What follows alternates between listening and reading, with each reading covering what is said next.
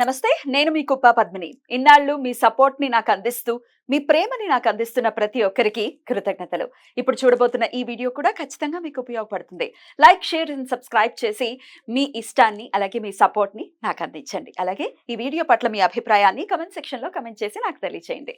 నమస్తే, welcome to our channel. నేను పద్మిని. ప్రస్తుతంతో పాటు ప్రముఖ ఆధ్యాత్మికవేత్త, వాస్తు జ్యోతిష పండితులు, న్యూమరాలజిస్ట్ తనిష్క గారు మనతో పాటు ఉన్నారు. మాట్లాడదాం. నమస్తే తనిష్క గారు. నమస్తే అమ్మా. అంటే ప్రతి ఒక్కరు అడిగేది ధనం కావాలి, మాకు లక్ష్మి కావాలి, డబ్బులు కావాలి అని ఖచ్చితంగా అడుగుతారు. ఎందుకంటే అట్లా ఉంది, మన లైఫ్ స్టైల్స్ కూడా అట్లానే ఉన్నాయి. డబ్బు లేకపోతే క్షణం కూడా గడిచేటటువంటి పరిస్థితి లేదు. అట్లనే ఇబ్బందులు పడుతున్నారు. మరి అమ్మవారి అనుగ్రహాన్ని చాలా ఈజీగా మనం పొందొచ్చా? ఏమైనా చిన్న చిన్న రెమెడీస్ తో అసలు అమ్మవారు కరుణిస్తారా మనల్ని?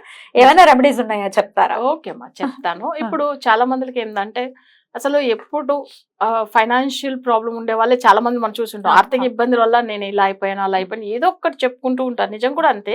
బట్ వీళ్ళకి వచ్చి ఏంటంటే చిన్న చిన్న రెమెడీ వల్ల అంటే వాళ్ళు చేసుకోవచ్చు. బట్ ఇంట్లో వాళ్ళు చేసుకుని ఓకే మంచిగా అయితే చాలా సంతోషం. ఒకవేళ అలా కాకపోతేనే మన దగ్గర అపాయింట్మెంట్ తీసుకోమని చెప్పి మనం చెప్తాము.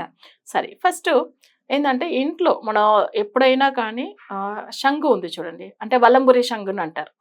దాని అసలు మంచి క్వాలిటీగా తీసుకుని శంఖం అంటారు మీరు.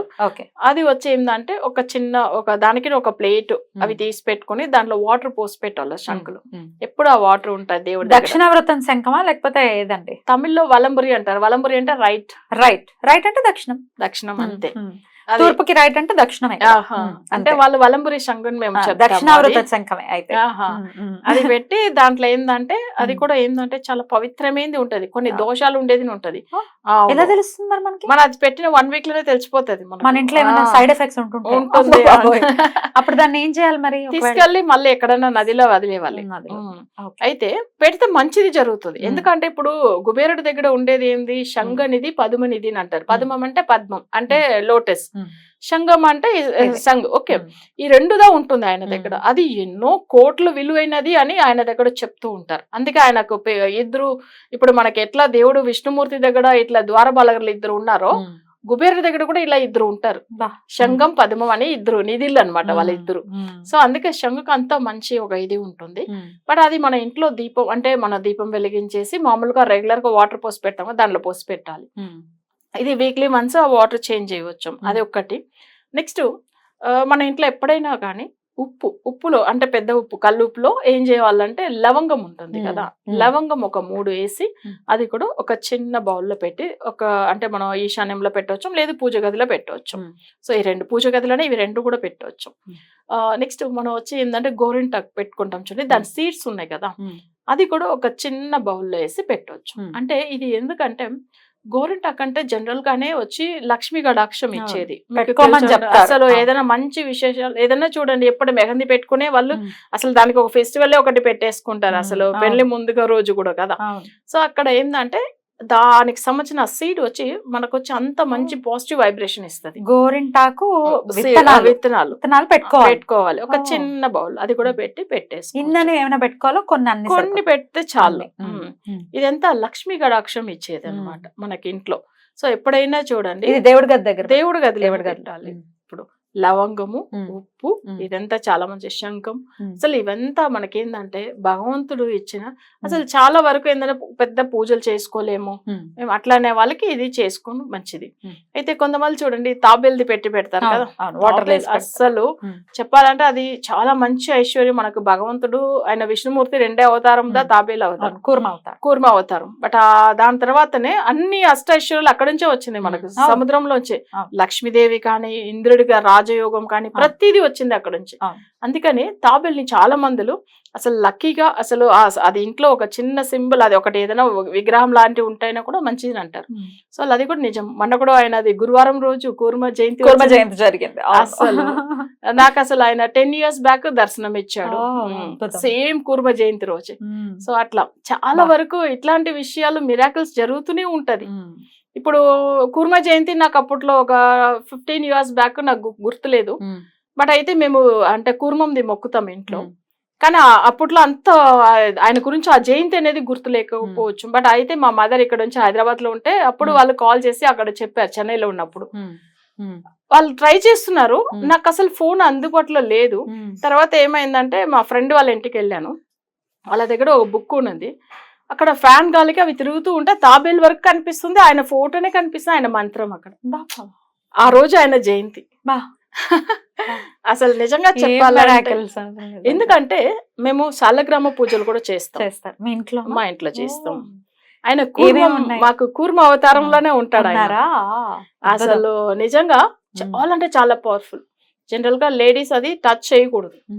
మేము టచ్ చేయకుండా పూజలే చేస్తాం. ఆయన అసలు చాలా పవర్ఫుల్. అంటే ఆయన ఉన్నారంటే ఆ వైబ్రేషన్ ఎట్లా విష్ణుమూర్తి టెంపుల్ ఎంత వైబ్రేషన్, పాజిటివ్ వైబ్రేషన్ ఉందో అలానే మన ఇంట్లో ఉంటది.